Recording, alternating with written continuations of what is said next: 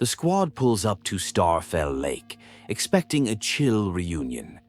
But things immediately feel off when random fungi start spawning where they absolutely shouldn't be. It's giving glitch in the simulation energy right from the jump. The nostalgia trip is hitting, but the suspicious enemy spawns are a major red flag that something deeper is going on. Okay, the decor here is officially chaotic. Someone has plastered the trees with bombs, which is a massive safety hazard. Then they find the statue of the Seven has been replaced by a giant statue of Klee. It's obvious Alice is behind this. No one else has the budget or the audacity to troll the Anemo arc in this hard. Alice finally drops the facade and reveals she's running the show. Venti pulls up with Dvalin like it's no big deal, trying to act natural. Watching the literal Arkin and a dragon try to stay in character for a prank is peak comedy. The gang is really getting back together, but the awkward energy is through the roof. Nicole steps in to drop the lore dump. Turns out everyone is trapped inside a magic bubble made of memories. It's basically a VR headset, but with high-end magic. The whole point is to replay the traveler's old adventures for the returning knights, which is wholesome, but realizing they've been NPCs in a simulation is kind of terrifying.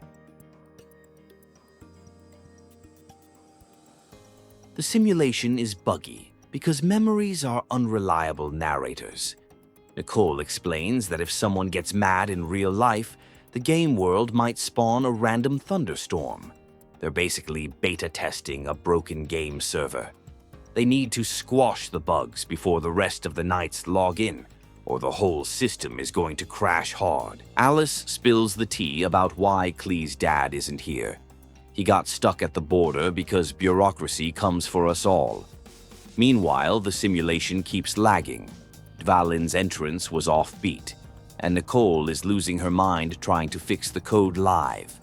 It's giving game dev crunch time, while Alice is just vibing and causing chaos. Jean is taking her role way too seriously, trying to organize the perfect welcome party. She's stressing over every detail because she wants the returning knights to feel the love. It's super sweet, but she desperately needs to touch grass and take a nap. Her work-life balance is non-existent, and everyone can see it. Grand Master Varka finally shows his face, and he's surprisingly chill. He interrupts Jean's panic spiraling to tell her to relax. He's not interested in a fancy reception, he just wants to grab food and hang out. He's giving major cool uncle energy, proving he's way more laid back than the legends make him out to be. Diluc joins the server, proving he still has beef with the knights, but respects Varka enough to show up. Turns out Varka is absolutely cooked from a hangover because he went too hard with Charles the night before. The leader of the expedition is fighting for his life against a headache, which makes him instantly relatable. Time to officially start the story mode. They jump into a reenactment of the Stormterror arc, but it's the light version. Nicole cut out the grinding and fetch quests, so it's just the highlights. It's literally Genshin, the movie, but the traveler has to walk through the scenes while everyone else acts their hearts out. The script changes so they don't actually steal the lyre, which is a massive retcon to keep things PG. Diluc is basically reading his lines off a teleprompter, and it's so awkward it's funny. They're pretending to have high-stakes tension, but since everyone knows the plot, it's just a group of friends LARPing in a church basement. The immersion breaks completely when the enemy textures fail to load. They're fighting regular adventurers because the Fatui costumes glitched out. Nicole is in the back end trying to patch the assets live. It's giving early access game development hell. Everyone is just rolling with it because what else are you gonna do when the game is broken? Hi there. If you want to enjoy more gaming lore without grinding for 60 hours, hit that subscribe button. I do the grinding so you don't have to. Your support really helps the channel. Fischl pulls up in a homemade Fatui cosplay and absolutely steals the show. She's taking her villain arc so seriously, and it's iconic. She even has Oz attacking the party. Finally, someone who commits to the bit. She's bringing the main character energy that this dry reenactment desperately needed. And we have to stan. The villain hideout is just reused assets from the Golden Apple Archipelago because Alice didn't like the original aesthetic. Mona is guarding the door, claiming she's doing it for the bag. She knows way too much lore about the Traveler, breaking the fourth wall immediately. It's clear she's just here to get paid and dip. Mika is guarding the loot, trying so hard to be a tough guy, but he's shaking in his boots. Diluc stares him down, and the poor kid folds instantly. He just hands over the info without a fight. It's hilarious watching the newbie try to act intimidating against the veteran players. He never stood a chance. We have to collect 3 keys to progress, a classic RPG trope. Bennett is one of the bosses, and he's fully decked out in Fatui gear. He's actually putting up a fight, which is wild. Seeing the unluckiest guy in the world act like a high-level threat is a plot twist nobody saw coming. Never mind, Bennett's luck strikes again. His gun jams the second he tries to use it. The universe literally will not let him win, even in the simulation. He breaks character to thank the Traveler for helping him in Natlan, which is wholesome, but also RIP his villain era. He really tried his best. Mona is back playing another guard because she needs the money. She's playing multiple roles to maximize her paycheck, and we respect the hustle. She tries to negotiate a bribe for the key because rent is due. Honestly, in this economy, you have to do what you have to do to secure the bag. They find the last guard who was supposed to be the dragon but got demoted to Guard B. They hand over the crests because they're too nice to be a villain. Alice's casting choices are questionable at best. The party gets the keys and heads back to the elevator, fully cheesing this dungeon without breaking a sweat. They get to the loot, but it's a trap. Fischl launches into a massive monologue about destiny and darkness, summoning a squad of ravens. It's so extra, but if you're not being dramatic, are you even doing it right? The theater kid energy is off the charts, and she is eating up every second of screen time.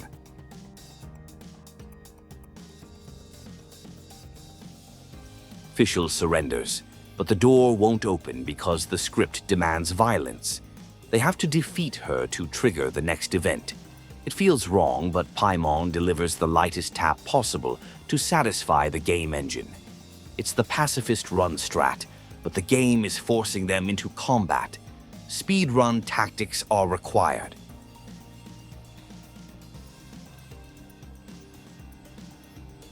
Mission complete. They head to the banquet where everyone is eating good. Barbara gets emotional about what home means. It's not about the place, it's about the people. It's a real tear-jerker moment amidst all the chaos.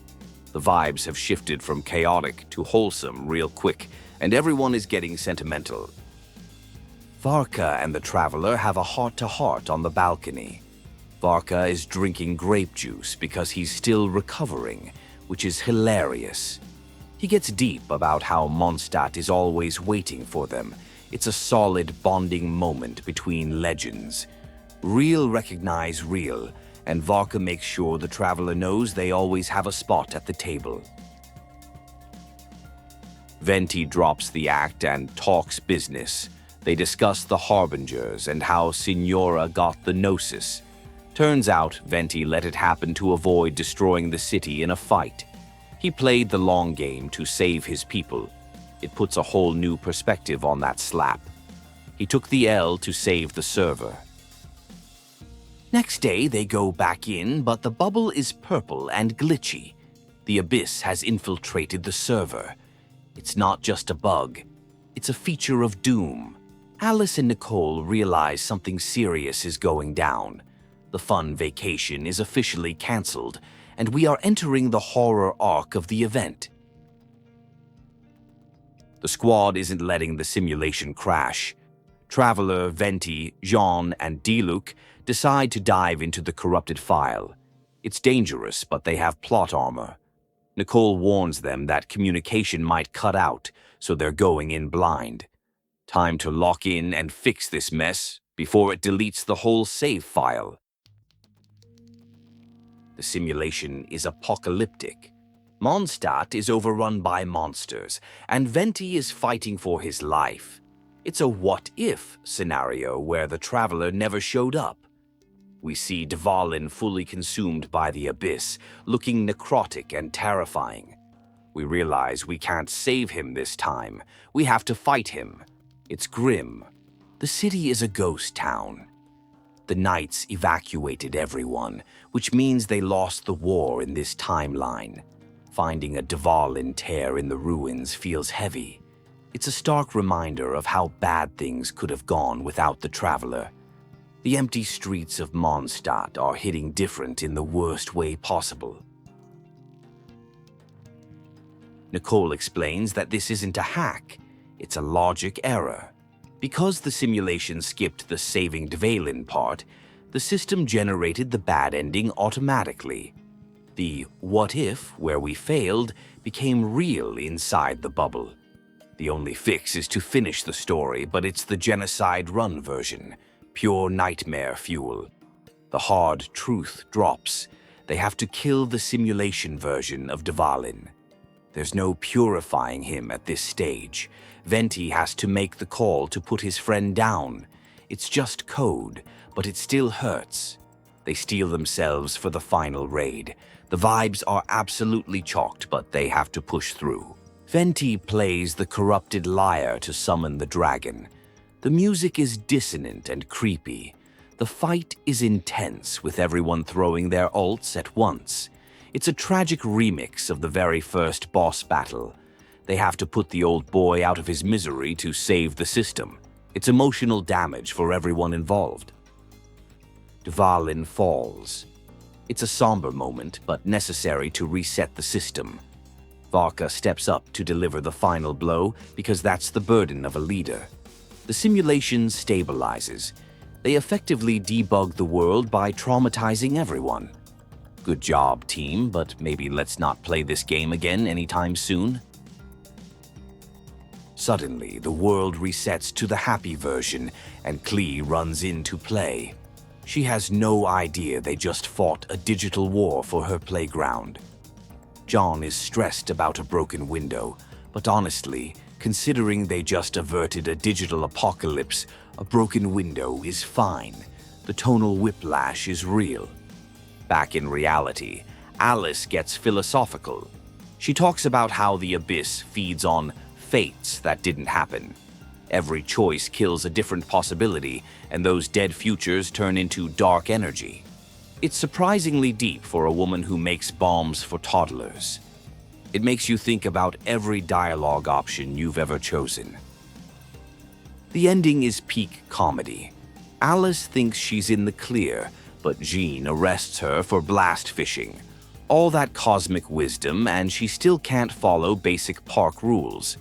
She tries to say goodbye dramatically, but she's just going to solitary confinement, a perfect wrap to a chaotic event. Mondstadt remains the goofiest nation. Gaming lore is long and confusing, but I break it down every week. Subscribe so you never miss a plot twist or hidden detail. Thanks for watching.